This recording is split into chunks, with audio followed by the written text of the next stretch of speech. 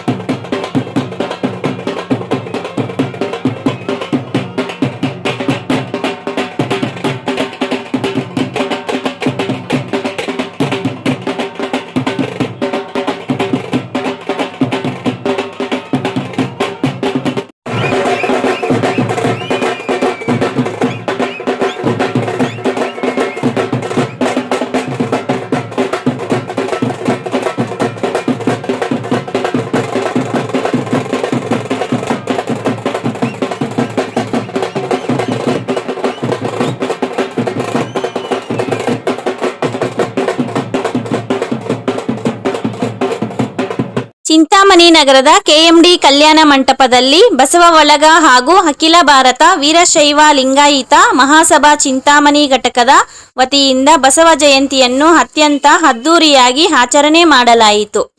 ಕಾರ್ಯಕ್ರಮವು ಧಾರ್ಮಿಕ ಹಾಗೂ ಸಾಂಸ್ಕೃತಿಕ ಸಂಭ್ರಮದ ನಡುವೆ ನಡೆಯಿತು. ವಿವಿಧ ಕ್ಷೇತ್ರಗಳ ಗಣ್ಯರು, ಸಂಘದ ಪದಾಧಿಕಾರಿಗಳು, ಯುವಕರು ಹಾಗೂ ಭಕ್ತರು ಹೆಚ್ಚಿನ ಸಂಖ್ಯೆಯಲ್ಲಿ ಭಾಗವಹಿಸಿ ಬಸವಣ್ಣನವರ ತತ್ವ ಸಿದ್ಧಾಂತಗಳನ್ನು ಸ್ಮರಿಸಿದರು. ಈ ಸಂದರ್ಭದಲ್ಲಿ ಯುವ ಪ್ರಕಾರ ವಾಗ್ಮಿ ಹಾಗೂ ಲೇಖಕರಾದ ಕುಮಾರಿ ಹಾರಿಕಾ ಮಂಜುನಾಥ್ ಅವರು ಮುಖ್ಯ ಅತಿಥಿಯಾಗಿ ಭಾಗವಹಿಸಿ ಕಾರ್ಯಕ್ರಮವನ್ನು ಉದ್ಘಾಟಿಸಿ ಕಾರ್ಯಕ್ರಮವನ್ನುದ್ದೇಶಿಸಿ ಮಾತನಾಡಿದ ಅವರು, ಸನಾತನ ಹಿಂದೂ ಧರ್ಮದ ಉಳಿವಿಗಾಗಿ ಇತಿಹಾಸದಲ್ಲಿ ನಡೆದ ಹೋರಾಟಗಳನ್ನು ವಿವರವಾಗಿ ವಿವರಿಸಿ ಇಂದಿನ ಯುವಜನತೆ ಧರ್ಮದ ಮಹತ್ವವನ್ನು ಅರಿತು ಅದನ್ನು ಕಾಪಾಡುವ ಜವಾಬ್ದಾರಿ ಹೊತ್ತುಕೊಳ್ಳಬೇಕು ಎಂದು ಕರೆ ನೀಡಿದರು. ಇನ್ನು ಕಾರ್ಯಕ್ರಮಕ್ಕೂ ಮೊದಲು ಚಿಂತಾಮಣಿ ನಗರದ ಪ್ರವಾಸ ಮಂದಿರದಿಂದ ಸ್ತಬ್ಧ ಚಿತ್ರಗಳ ಮೆರವಣಿಗೆ ಅದ್ದೂರಿಯಾಗಿ ನಡೆಯಿತು. ಮೆರವಣಿಗೆಯಲ್ಲಿ ವೀರಗಾಸೆ, ತಮಟೆ ವಾದನ ನೋಡುಗರ ಗಮನ ಸೆಳೆಯಿತು. ಕಾರ್ಯಕ್ರಮದಲ್ಲಿ ಸಮುದಾಯದ ಹಿರಿಯರನ್ನು ಆತ್ಮೀಯವಾಗಿ ಸನ್ಮಾನಿಸಲಾಯಿತು.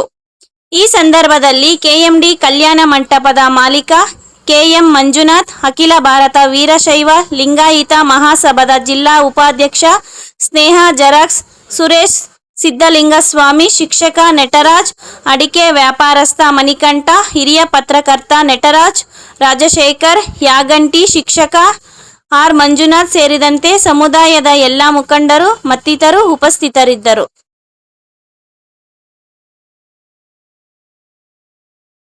Doctor Rangarao hospital, Gajanana circle, Chintamani. Doctor Rangarao ಅವರು ಸೌತ್ ಇಂಡಿಯಾದಲ್ಲೇ senior most experienced govt registered naturopathy ಡಾಕ್ಟರ್ಗಳಲ್ಲಿ ಒಬ್ಬರಾಗಿದ್ದಾರೆ. ಕೆಮಿಕಲ್ ಔಷಧಿ ಇಲ್ಲದೆ ರಿವರ್ಸಬಲ್ ಡಯಾಬಿಟಿಸ್ ಮತ್ತು ಬಿಪಿ ಚಿಕಿತ್ಸೆಗಳು ಪ್ರಾರಂಭವಾಗಿವೆ.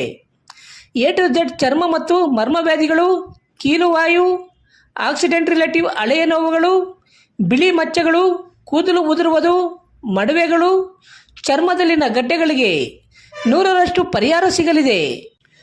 ಧೂಮಪಾನ, ಮದ್ಯಪಾನವನ್ನು 100% ಗುಣಪಡಿಸಲಾಗುವುದು. ವಿವರಗಳಿಗೆ 9916731170 ಸಂಪರ್ಕಿಸಬಹುದು.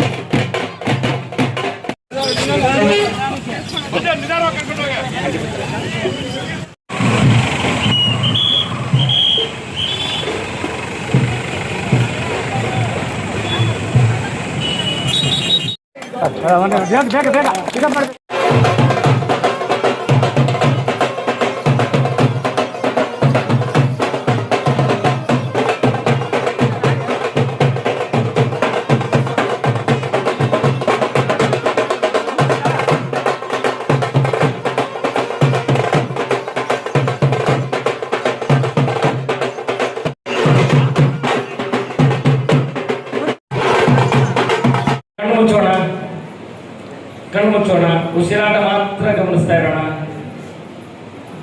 ನೀರು ಆಮೇಲೆ ಕುಡಿಯೋಣ. ಜಯಂತಿ ಕೇವಲ ಒಂದು ಆಚರಣೆ ಅಲ್ಲ, ಅದು ಜ್ಯೋತಿರ್ಗಮಯ ಮೃತ್ಯೋರ್ಮ ಅಮೃತಂಗಮಯ. ಓಂ ಶಾಂತಿ ಶಾಂತಿ ಶಾಂತಿ. ದೀಪಲಕ್ಷ್ಮಿ ದೇವತಾ ನಮೋ ನಮಃ.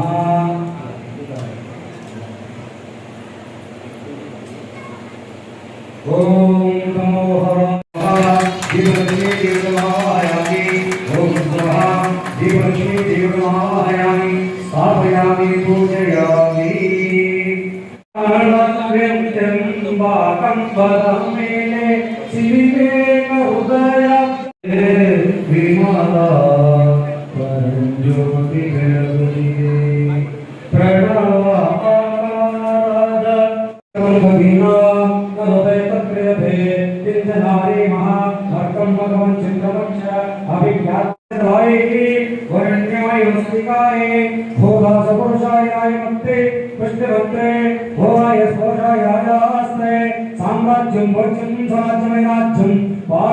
ಧನ್ಯವಾದಗಳು. ಈಗ ನಾವೆಲ್ಲರೂ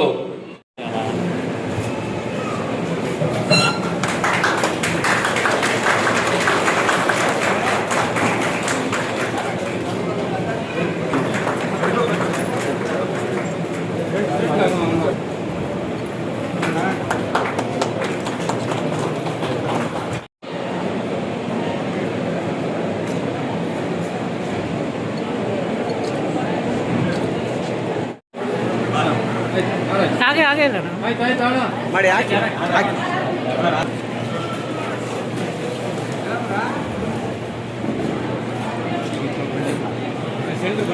ಕನ್ಫ್ಯೂಸ್ ಆಗುತ್ತೆ.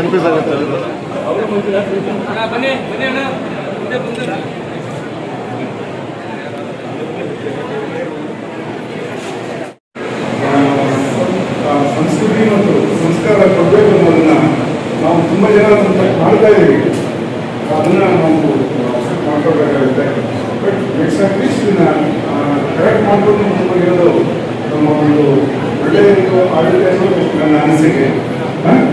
ಸೊ ಅವ್ರಿಗೆ ತುಂಬ ಧನ್ಯವಾದಗಳನ್ನು. ಜಿಇಎಫ್ ಕಣ್ಣಿನ ಆಸ್ಪತ್ರೆ, ಬುರ್ಗ್ಮಕ್ಲಳ್ಳಿ ಗೇಟ್, ಗೋಪಸಂದ್ರ ಹತ್ತಿರ, ಚಿಂತಾಮಣಿ. ನಮ್ಮ ಕಣ್ಣಿನ ಆಸ್ಪತ್ರೆಯಲ್ಲಿ ಕಣ್ಣಿನ ಪರ್ಯ ಚಿಕಿತ್ಸೆ, ಹೊಲಿಗೆ ರಹಿತ, ಬ್ಯಾಂಡೇಜ್ ರಹಿತ, ಆಧುನಿಕ ಲೇಸರ್ ಶಸ್ತ್ರಚಿಕಿತ್ಸೆ, ಉತ್ತಮ ಗುಣಮಟ್ಟದ ಲೆನ್ಸ್ ಅಳವಡಿಕೆ, ಶೀಘ್ರ ಗುಣಮುಖವಾಗುವ ಚಿಕಿತ್ಸೆ, ಕಾರ್ನಿಯ ಸೇವೆಗಳು, ಕಾರ್ನಿಯ ಸೋಂಕು, ಕೆರಟೋಕೋನಸ್ ನಿರ್ವಹಣೆ, ಕಾರ್ನಿಯ ಟ್ರಾನ್ಸ್ಪ್ಲಾಂಟ್, ಲಾಸಿಕ್ ಲೇಸರ್ ಶಸ್ತ್ರಚಿಕಿತ್ಸೆ, ರೆಟಿನಾ ಸೇವೆಗಳು, ಡಯಾಬಿಟಿಕ್ ರೆಟಿನೋಪತಿ ತಪಾಸಣೆ, ಆಧುನಿಕ ತಂತ್ರಜ್ಞಾನದ OCT ಹಾಗೂ FFA ಪರೀಕ್ಷೆಗಳು, ಲೇಸರ್ ಚಿಕಿತ್ಸೆ, ಬಿ ಸ್ಕ್ಯಾನ್, ಗ್ಲುಕೋಮಾ ಸೇವೆಗಳು. ಅತ್ಯಾಧುನಿಕ ತಂತ್ರಜ್ಞಾನಗಳನ್ನು ಬಳಸಿ ನಾವು ಗ್ಲುಕೋಮಾ ಕಾಯಿಲೆಯನ್ನು ಆರಂಭಿಕ ಹಂತದಲ್ಲೇ ಪತ್ತೆ ಹಚ್ಚುತ್ತೇವೆ. IOP ವಿಜುವಲ್ ಪರೀಕ್ಷೆ, OCT ಪರೀಕ್ಷೆ, ಟ್ರಬ್ಲಾಕ್ಟಮಿ ಶಸ್ತ್ರಚಿಕಿತ್ಸೆ, ಗ್ರಾಮೀಣ ಪ್ರದೇಶಗಳಲ್ಲಿ ಜಾಗೃತಿ ಕಾರ್ಯಕ್ರಮಗಳನ್ನು ಹಮ್ಮಿಕೊಂಡು ಕೈಗೆಟುಕುವ ದರದಲ್ಲಿ ಆಧುನಿಕ ತಂತ್ರಜ್ಞಾನವನ್ನು ಬಳಸಿಕೊಂಡು ಚಿಕಿತ್ಸಾ ಸೇವೆ ಒದಗಿಸುತ್ತಿದ್ದೇವೆ. ಈ ಆಸ್ಪತ್ರೆಯ ಸೌಲಭ್ಯವನ್ನು ಸಾರ್ವಜನಿಕರು ಪಡೆದುಕೊಳ್ಳಬೇಕಾಗಿ ವಿನಂತಿ. ವಿವರಗಳಿಗೆ ಡಾಕ್ಟರ್ ನರೇಂದ್ರ, ಆಸ್ಪತ್ರೆಯ ಕಾಂಟ್ಯಾಕ್ಟ್ ನಂಬರ್ 9606084531ಗೆ ಸಂಪರ್ಕಿಸಬಹುದು. ಎಲ್ಲರಿಗೂ ನಮಸ್ಕಾರ. ನಾನು ಡಾಕ್ಟರ್ ನರೇಂದ್ರ ಎಂ, ಕಣ್ಣಿನ ತಜ್ಞರಾಗಿದ್ದು ಅಮೃತಸರದಲ್ಲಿ ಕಾರ್ನಿಯಾ ಫೆಲೋಶಿಪ್ ಮುಗಿಸಿರುತ್ತೇನೆ. ಇವಾಗ ಬುರ್ಗ್ಮಕ್ಲಳ್ಳಿ ಗೇಟ್ನಲ್ಲಿರುವ ಗ್ಲೋಬಲ್ ಐ ಫೌಂಡೇಶನ್ ಹಾಸ್ಪಿಟಲ್ನಲ್ಲಿ ಕಾರ್ಯನಿರ್ವಹಿಸುತ್ತಿದ್ದೇನೆ. ಕಣ್ಣಿನ ಯಾವುದೇ ರೀತಿಯ ತೊಂದರೆಗಳಿದ್ದಲ್ಲಿ ಆಸ್ಪತ್ರೆಗೆ ಭೇಟಿ ನೀಡಿ ಹಾಗೂ ಸೂಕ್ತ ಪರಿಹಾರಗಳನ್ನು ಕಂಡುಕೊಳ್ಳಿ. ನಮ್ಮ ಆಸ್ಪತ್ರೆಯ ಸೇವೆಗಳನ್ನು ಸದುಪಯೋಗಪಡಿಸಿಕೊಳ್ಳಿ. ಧನ್ಯವಾದಗಳು. ಪ್ರಭುದೇವರು ಜ್ಯೋತಿಯಾದರು ಪ್ರಾಣತೆ ಒಡೆಯಿತಯ್ಯ, ತೈಲ ಚೆಲ್ಲಿತಯ್ಯ, ಬತ್ತಿ ಜಾರಿತಯ್ಯ, ಜ್ಯೋತಿ ನೆಂದಿತಯ್ಯ, ನಿಮ್ಮ ಕೂಡಲ ಸಂಗಮದೇ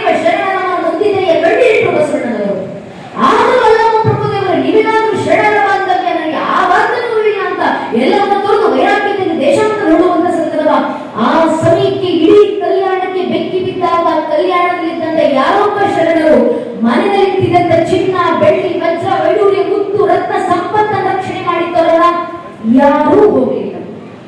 ಇಡೀ ಕಲ್ಯಾಣಕ್ಕೆ ಬೆಕ್ಕಿ ಬಿಟ್ಟು ಕಲ್ಯಾಣವೇ ಹೊತ್ತಿ ಉರಿತಾ ಇದ್ದಂತ ಸಂದರ್ಭಕ್ಕೆ ಕಲ್ಯಾಣದಲ್ಲಿದ್ದಂತ ಒಬ್ಬೊಬ್ಬ ಶರಣರು ಮಡಿವಾಳ ಮಾಚಿದೇವಿಯಿಂದ ಹಿಡಿದು ನೀಲಾಂಬಿಕೆ ಗಂಗಾಂಬಿಕೆ ಆಯಿಲಕ್ಕಿ ಲಕ್ಕಮ್ಮ ಸುಳೆ ಸಂಕವ ಅಕ್ಕ ನಾಗಮ್ಮ ಅಂಬಿಗರ ಚೌಡಯ್ಯ ಚನ್ನಬಸವಣ್ಣನವರವರೆಗೂ ಒಬ್ಬೊಬ್ಬ ಶರಣರು ತಮ್ಮ ಕೈಗೆ ಸಿಕ್ಕಂತ ವಚನಗಳ ತಾಳೆಗೆರೆಗಳನ್ನು ಗಂಟುಕೋಟೆ ಕಟ್ಟಿ ಕೈಗೆ ಹೊತ್ಕೊಂಡು ತಿಕ್ಕುಗಳು ಓಡೋಡಿ ಬಂದ್ರು. ಯಾಕೆ? ಜಗತ್ತಲ್ಲಿ ಏನು ಸುಟ್ಟು ನಾಶ ಆದ್ರೂ ಪರವಾಗಿಲ್ಲ, ನಮ್ಮ ಧರ್ಮ ಒಂದು ಸುಡುವಂತಿಲ್ಲ, ನಮ್ಮ ಪರಂಪರೆ ಸುಟ್ಟು ನಾಶ ಆಗುವಂತಿಲ್ಲ, ನಮ್ಮ ಸಂಸ್ಕೃತಿ ಅಳಿಸುವಂತಿಲ್ಲ. ಸಂದರ್ಭ ಯಾವುದೇ ಬರಲಿ, ಸಮಯ ಯಾವುದೇ ಆಗಲಿ, ಶಾಮ ದಾಮ್ ದಂಡ ಮೇಲೆ ಯಾವ ಸ್ವರೂಪದಲ್ಲಾದ್ರೂ ಪರವಾಗಿಲ್ಲ, ಇದೊಂದು ಸನಾತನ ಪರಂಪರೆ ಉಳಿವಾಗಬೇಕು, ಇದರ ಮುಂದಿನ ಪೀಳಿಗೆಗೆ ತಲುಪಿಸಬೇಕಂತ ನನ್ನ ನಿಮ್ಮ ಪೂರ್ವಿಕರಲ್ಲಿ ಧರ್ಮದ ಉಳಿವಿನ ಪರವಾಗಿದ್ದಂತ ದುಡಿತ ಅಂತದ್ದು. ಶತಮಾನಗಳ ಸಂಘರ್ಷಗಳನ್ನು ಕಳೆದು ಪರಂಪರೆ ಉಳಿಸಿ ನಮ್ಮ ಪೂರ್ವಿಕರು ನಮ್ಮ ಕೈ ಕೊಟ್ಟು ಹೋಗಿದ್ದಾರೆ. ಒಬ್ಬ ನಾಗಲಾಂಬಿಕೆ ಸ್ವಾಮಿ 80-90 ವಯಸ್ಸಿನ ವೃದ್ಧೆ ಬೇರೆ ಬೇರೆ ವಚನಗಳ ತಾಲೀಮುಗಳನ್ನು ಕಟ್ಕೊಂಡು ರಾಜ್ಯದಲ್ಲಿ ತಿರುಗಾಡಿದ ಕರುನಾಡಿನಾದ್ಯಂತ ಒಬ್ಬ ರಕ್ಷಣೆ ಮಾಡಿ ಸಾಕು. ಮಠಗಳಿಗೆ ಹೋಗಿ ಅಲ್ಲಿ ಕೂತು ಲಿಂಗ ಪೂಜೆಯನ್ನು ಮಾಡಿ ಮಠಾಧೀಶರ ಕೈಗೆ ಪತ್ರವನ್ನು ಆ ತಾಲೀಮುಗಳನ್ನು ಕೊಟ್ಟು ಹೇಳಿದ್ದಾರೆ, ನಿಮ್ಮ ಊರಿನಲ್ಲಿರುವಂತ ಶರಣ ಬಾಂಧವರಿಗೆ ಇದನ್ನು ತಲುಪಿಸಿ ಧರ್ಮ ರಕ್ಷಣೆಯನ್ನು ಮಾಡಿ ವಚನ ಪರಂಪರೆಯನ್ನು ಉಳಿಸಿ. ಒಬ್ಬ ಚನ್ನಬಸವಣ್ಣನವರು ಸಹ್ಯಾದ್ರಿ ಶಿಖರದಲ್ಲಿ ಕೂತು ತಪಸ್ಸಿನಂತೆ ವಚನಗಳ ಸಂರಕ್ಷಣೆಯನ್ನು ಮಾಡಿದ್ದಾರೆ ಆ ಅರಣ್ಯದಲ್ಲಿ. ಯಾಕೆ? ಇದೊಂದು ಪರಂಪರೆ ಉಳಿವಾಗಬೇಕು, ಇದು ಮುಂದಿನ ಪೀಳಿಗೆಗೆ ತಲುಪಬೇಕು. ಇಡೀ ಮನುಕುಲದ ಸಾಕ್ಷಾತ್ಕಾರ ಯಾವುದಾದ್ರೂ ಒಂದು ಭಾಗದಿಂದ ಆದ್ರೆ ಅದು ಈ ಕರ್ನಾಟಕದ ನೆಲದಲ್ಲಿ ಹುಟ್ಟಿದಂತ ವಚನ ಪರಂಪರೆಯಿಂದ ಮಾತ್ರ ಸಾಧ್ಯ. ಸತ್ಯ ಅವರಿಗೆ ತಿಳಿದಿತ್ತು, ಆ ಸತ್ಯವನ್ನು ಮುಂದಿನ ಪೀಳಿಗೆಗೆ ತಲುಪಿಸುವಂತ ಪ್ರಯತ್ನ ಅಂದಿನ ತಲೆಮಾರಿನವರು ಮಾಡಿದ್ರು. ಸಂಘರ್ಷಗಳ ನಂತರ ಉಳ್ಕೊಂಡು ಬಂದಿರುವಂತಹ ಪರಂಪರೆ ನಮ್ಮ ಕೈಲಿದೆ. ಕೈಯಲ್ಲಿರುವಂತ ವಚನ ಪರಂಪರೆ ಉಳಿಸಿ ಮುಂದಿನ ಪೀಳಿಗೆಗೆ ತಲುಪಿಸುವುದು ನಮ್ಮ ಕರ್ತವ್ಯ. ಈ ವಚನ ಪರಂಪರೆ ಉಳಿವಿಗೆ 12ನೇ ಶತಮಾನದ ಹೋರಾಟ ಮಾತ್ರ ಅಲ್ಲ ಸ್ವಾಮಿ, 21 ಶತಮಾನದವರೆಗೂ ನಿರಂತರ ಹೋರಾಟ ನಡೆದು ಬಂದಿದೆ. ಇವತ್ತಿನ ನಾವು ಶಿವಕುಮಾರ ಸ್ವಾಮಿಯವರನ್ನು ನೆನಪಿಸ್ತೀವಿ. ಯಾಕೆ ನೆನಪಿಸ್ಕೊಳ್ಳೋದು? ಶತಮಾನದ ಸಂತ ಅಂತ ಪ್ರಭುಜಿ ಶಿವಕುಮಾರ ಸ್ವಾಮಿಯವರನ್ನು ಕರೀತೀವಿ ನಾವು. ಯಾಕೆ ಶತಮಾನದ ಸಂತರು? ಯಾಕಂದ್ರೆ ಒಂದು ಕಾಲದಲ್ಲಿ ನಮ್ಮ ಈ ಪರಂಪರೆ ಇನ್ನೇನು ನಾಶವಾಗುವ ಸ್ಥಿತಿಗೆ ಬಂದು ನಿಂತಾಗ ನಾವೆಲ್ಲರೂ ಲಿಂಗ ಪೂಜೆಯನ್ನ ಮರೆತು ಎಲ್ಲ ಸಂಸ್ಕೃತಿಯನ್ನು ಮರೆತು ಕೂತಿದ್ದ ಸಂದರ್ಭದಲ್ಲಿ ದೇಶ ಧರ್ಮ ಕಟ್ಕೊಂಡು ನನಗೇನಾಗಬೇಕು, ನನ್ನ ಮಕ್ಕಳು ಸುಖವಾಗಿದ್ದರೆ ಸಾಕಲ್ಲ ಅನ್ನೋ ಸ್ವಾರ್ಥ ಭಾವನೆಯಲ್ಲಿ ಸಂಸ್ಕೃತಿಯನ್ನು ಮರೆತು ಕೂತಾಗ ಒಬ್ಬ ಶಿವಕುಮಾರ ಸ್ವಾಮಿಗಳು ತಮ್ಮ ಮಠದಲ್ಲಿ ಕೂತು ಬಂದಂತ ಭಕ್ತರುಗಳಿಗೆ ಅಭ್ಯಾಸ ಕೊಟ್ಟು ಮಂತ್ರದೀಕ್ಷೆಯನ್ನು ಬೆಳೆಸಬೇಕಾದಂತ ಶಿವಕುಮಾರ ಸ್ವಾಮಿಗಳಂತ ಸಂತರು ಮಠಗಳನ್ನು ತೋರಿದ್ದಾರೆ. ಎದುರಲ್ಲಿ ಜೋಳಿಗೆ ಹೊತ್ಕೊಂಡು ಪ್ರತಿಯೊಬ್ಬ ಹಿಂದೂಗಳ ಮನೆಗಳ ಮುಂದೆ ನಿಂತು ಭಿಕ್ಷೆ ಬೇಡ್ತಾರೆ. ತಾಯಿ ಜ್ಯೋತಿ ಭಿಕ್ಷಾಂತರಿ, ಈ ಮನೆಯಲ್ಲಿ ಒಂದು ಅಕ್ಕಿ ತಂದು ಜೋಳಿಗೆ ಹಾಕಮ್ಮ, ಮಠದಲ್ಲಿ ಮಕ್ಕಳು ಸಾಕ್ತೀನಿ, ಆ ಮಕ್ಕಳಿಗೆ ವಚನ ಪರಂಪರೆ ಹೇಳ ಮಾಡ್ತೀನಿ, ವೈದಿಕ ಪರಂಪರೆ ಹೇಳ ಮಾಡ್ತೀನಿ, ಆ ಮಕ್ಕಳಿಗೆ ಧರ್ಮ ಬೋಧನೆಯನ್ನು ಮಾಡ್ತೀನಿ, ಆ ಮಕ್ಕಳಿಗೆ ಧರ್ಮ ಸಂಸ್ಕೃತಿ ಉಳಿಸುವಂತ ಕೆಲಸ ಮಾಡ್ತೀನಿ ಅಂತ ಬೇಡಿದಾರಲ್ಲ. ಯಾವ ಸಂತನ ನಾವು ಸಮಾಜದ ರಕ್ತ ಮುತ್ತುಗಳು ಅಂತ ಸಾಕಬೇಕಾಗಿತ್ತು, ನಮ್ಮ ಜವಾಬ್ದಾರಿ. ಪ್ರತಿನಿತ್ಯದ ಸ್ಥಳೀಯ ಸುದ್ದಿಗಳ ವೀಕ್ಷಣೆಗಾಗಿ ಸಿಟಿವಿ ನ್ಯೂಸ್ಗೆ ಸಬ್ಸ್ಕ್ರೈಬ್ ಆಗಿ. ವಂದನೆಗಳೊಂದಿಗೆ ಅಶ್ವಿನಿ.